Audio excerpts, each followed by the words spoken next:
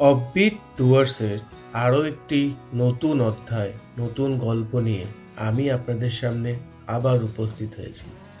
আজকে আমাদের গন্তব্য আলিপুরদুয়ার জেলার বক্সা টাইগার রিজার্ভের অন্তর্গত জয়ন্তী নদীর তীরবর্তী এক ছোট্ট জনপদ, যার নাম আমরা ধীরে ধীরে রিভিল করব। এখন এই পরিবেশটাকে উপভোগ করার জন্য আপনাদেরকে আহ্বান করছি।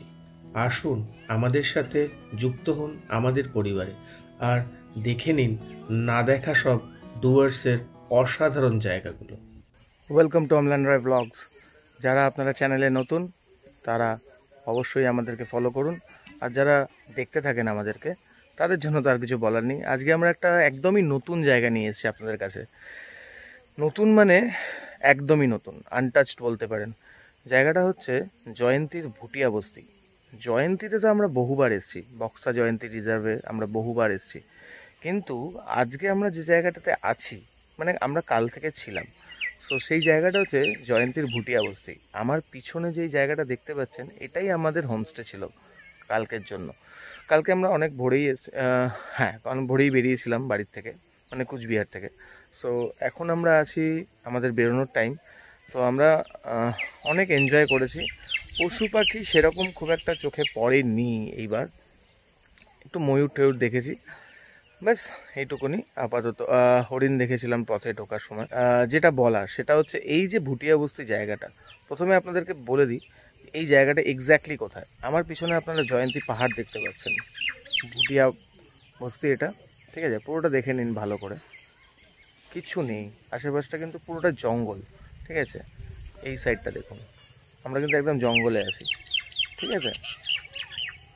এইখানটা সকালে একটা ময়ূর বসেছিল, সেই ছবি আমরা তুলেছি, সেই ছবি আপনাদেরকে দেখাবো। তবে আসুন আপনাদেরকে একটা জিনিস দেখাই, সেটা হচ্ছে আমরা এক্স্যাক্ট যে লোকেশনটা আছি সেটা জয়ন্তীর যে মেন জায়গাটা সেটার থেকে কতটা দূরে।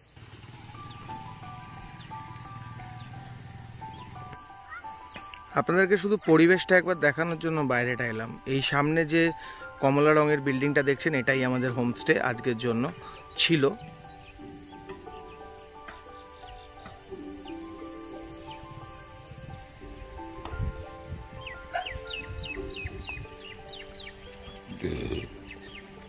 এই সামনে যে রাস্তাটা দেখতে পাচ্ছেন এই রাস্তা দিয়েই আমরা এসেছি, জঙ্গলের ভিতর দিয়ে।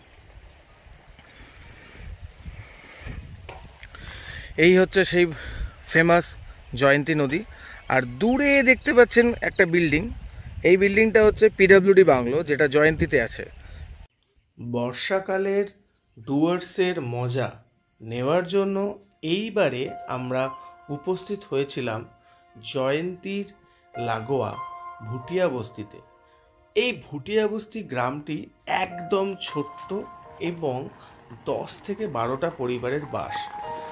এই ভুটিয়া বস্তিতে সংলগ্ন এলাকা আপনার পাহাড়ে ঘেরা আর সামনে নদী দিয়ে বেষ্টিত, যা আপনারা মোটামুটি এখন দেখে নিয়েছেন। আর এখন আমরা চলেছি ভুটিয়া বস্তির ওয়াচ টাওয়ারে। সাফারি ছাড়া বলতে পারেন এটা আমাদের আরেক রকমের সাফারির অভিজ্ঞতা, যেটা আমরা পায়ে হেঁটে করব। আমরা ওয়াচ টাওয়ারে পৌঁছে গেছি।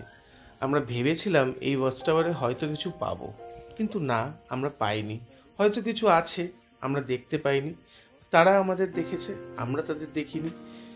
আমরা অনেক সময় এই ওয়াচ টাওয়ারে অতিবাহিত করে কিছু না দেখতে পেয়ে একটু মন খারাপ করে আস্তে আস্তে আশেপাশের প্রকৃতিটা নিজের মধ্যে আত্মস্থ করে ফিরে আসার পথ ধরলাম আরেকবার। এখন আমরা আস্তে আস্তে ফিরে চললাম আমাদের হোমস্টের উদ্দেশ্যে। আর এই হোমস্টের উদ্দেশ্যে যাওয়ার সময় আমরা বহু পাখি দেখতে পেলাম। যদিও বা আমি পাখি বিশেষজ্ঞ নই, তাই আমি সব নাম বলতে পারবো না।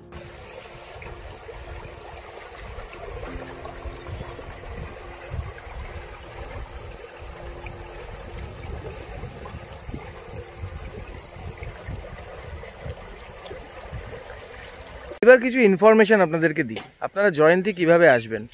আপনারা যদি কলকাতা থেকে আসেন, কলকাতা থেকে নিউ আলিপুরদুয়ার অবধি আপনারা ট্রেনে আসতে পারেন। আপনারা শিলিগুড়ি, আপনারা এনজিপি আসতে পারেন, বা শিলিগুড়ি থেকে যে কোনো ক্যাব নিতে পারেন। আপনারা বাগডোগরা থেকে ফ্লাইটে এসে বাগডোগরা অবধি ওখান থেকে আপনারা ক্যাব নিতে পারেন, ঠিক আছে। সো নিয়ার অ্যাবাউট এখানটা জয়ন্তীটা অনেকটাই দূরে। আমার মতে যদি আপনারা জয়ন্তী তাড়াতাড়ি আসতে চান, ট্রেনে খুবই ভালো। আর এখানকার নিয়ারেস্ট রেলওয়ে হচ্ছে হাসিমারা, ঠিক আছে। এখান থেকে হাসিমারা কাছে, নিউ আলিপুরদুয়ার কাছে, আর রাজা ভাতখাওয়া কাছে, কিন্তু নিউ আলিপুরদুয়ার আর হাসিমারাটাই আমি প্রেফার করি। সো যেটা আমার মেনলি বলার, এই যে জায়গাটা, এই জায়গাটায় কিন্তু আপনি কোনো লাক্সারিয়াস কিছু পাবেন না, কেন একদমই গ্রামের মধ্যে ভুটিয়া বস্তিতে এটা হোমস্টে। আর আমরা যে হোমস্টেতে ছিলাম, এই যে হোমস্টেতে ছিলাম, এই হোমস্টেটাতে 2টো রুম আছে, ঠিক আছে, জাস্ট 2টো রুম। একটা রুম 4 বেডেড, একটা রুম 2 বেডেড। 2 বেডেড রুমের পার ডে ভাড়া হচ্ছে 1200 টাকা, আর 4 বেডেড রুমের ভাড়া হচ্ছে 1500 টাকা। আর মেন যেটা ব্যাপার সেটা হচ্ছে খাওয়া দাওয়া। খাওয়া দাওয়া ভালোই, ঠিক আছে, সাধারণ মানের খাওয়া দাওয়া, নর্মাল আমরা যেরকম করি, ব্রেকফাস্ট, লাঞ্চ, ডিনার, আর বিকেলের একটা স্ন্যাক্স নিয়ে এদের একটা প্যাকেজ আছে, সেটা হচ্ছে 550 টাকা।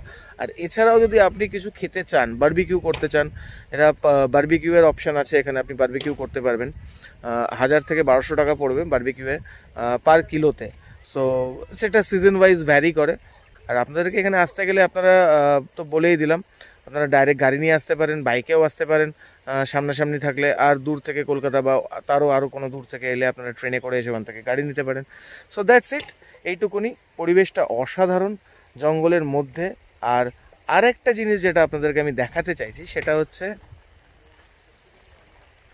এই যে জায়গাটা দেখছেন, ওই হচ্ছে জয়ন্তী, ঠিক আছে। আর এই যে জায়গাটা দেখছেন পুরোটা, এটা কিন্তু 26 মাইল কোর এরিয়া বলে। এটাই একমাত্র জয়ন্তীর কোর এরিয়া হিসাবে এখানকার ফরেস্ট ডিপার্টমেন্ট ডিক্লেয়ার করেছে। তো এইটা অবশ্যই ভিজিট করবেন। আর এর যে ফেয়ার, মানে এর যে সাফারির ভাড়া, সেটা হচ্ছে 1800 থেকে 1900 টাকা। সকালে একবার হয়, বিকেলে একবার হয়, কিন্তু খুব লিমিটেড গাড়ি চলে, 4টে থেকে 5টা গাড়ি চলে। সেই হিসাবে আপনারা যত তাড়াতাড়ি পারবেন আসবেন, এসে আগে বুকিংটা কোর প্লাসের করে নেবেন। আর এছাড়াও বাকি আরও অনেকগুলো হয়, সাফারি হয়। তার মধ্যে এদিকে এই রাস্তাটা যেটা চলে যাচ্ছে সোজা, এই রাস্তাটা যাচ্ছে মহাকালের দিকে, ঠিক আছে, মহাকাল, ছোট মহাকাল বা ভুটান ঘাট, ওই রাস্তাটা একটা ট্রেকিং হয়।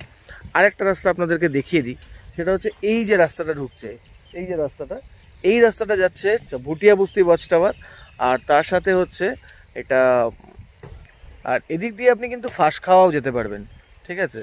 সো দ্যাটস ইট, আপাতত এইটুকুনি। আজকের ওয়েদারটা সত্যিই খুব ভালো। কালকে সারা রাত ধরে বৃষ্টি হয়েছে, তার আগের দিন সারা রাত ধরে বৃষ্টি হয়েছে। আর একটা অদ্ভুত জিনিস ছিল, কালকে কিন্তু এই নদীটা ছিল না, যদিও বা সেই ফুটেজ বা ভিডিও আমাদের কাছে নেই, কিন্তু হয়তো আছে, আমি এখনও খেয়াল করে দেখিনি ভালো করে। সো যদি সেই জিনিসটাই হয়ে থাকে, মানে যেটা আমরা বলছি কালকে নদীটা ছিল না, সেটা আমরা দেখাতে যদি পারি, তাহলে আপনারা বুঝতে পারবেন এক রাতের মধ্যে কীভাবে নদীতে জল চলে এলো, কেননা কালকে সারা রাত বৃষ্টি হয়েছে। সো হ্যাঁ, আমাদের এই জায়গাটা খুবই ভালো লোকেশন ছিল কোনো অ্যানিম্যাল স্পট করার জন্য, বাট আমরা করতে পারিনি, ঠিক আছে, কোনো অসুবিধা নেই। আমরা এর আগে বহুবার এসেছি, বহুবার স্পট করেছি। হ্যাঁ, হয়তো লেন্স বন্দি হয়নি, ক্যামেরা বন্দি হয়নি, আপনারা দেখতে পাননি, বাট জায়গাটা অসাধারণ। যে কোনো ছুটিতে এসে নিজের মাইন্ডকে রিফ্রেশ করার জন্য এর থেকে ভালো জায়গা কাছাকাছি আমার চোখে এখনও দেখা নেই। তাই বলছি, আসুন, বিশ্বাস করে আসুন, ঠকবেন না।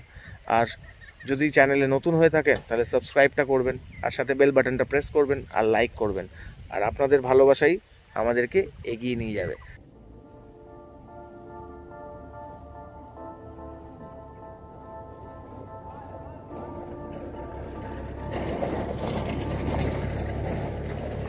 শেষবারের মতো আজকে জঙ্গল দিয়ে আমরা হাঁটতে হাঁটতে ফিরছি।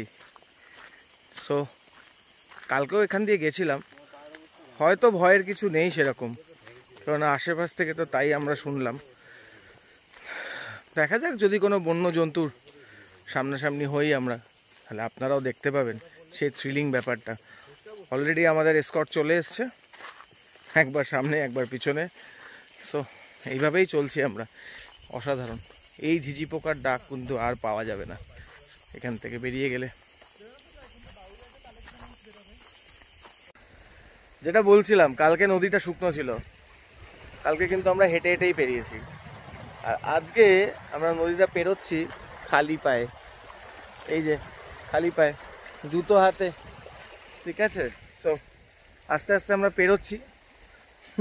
এটা একটা অন্যরকম অভিজ্ঞতা, এটা কিন্তু সত্যি ভালো লাগছে। মানে কি বলবো, নদীর জল খুব একটা ঠান্ডা না হলেও মানে ঠিক আছে, ম্যানেজেবল। কি ঠান্ডা, পা ফুটছে ভাই।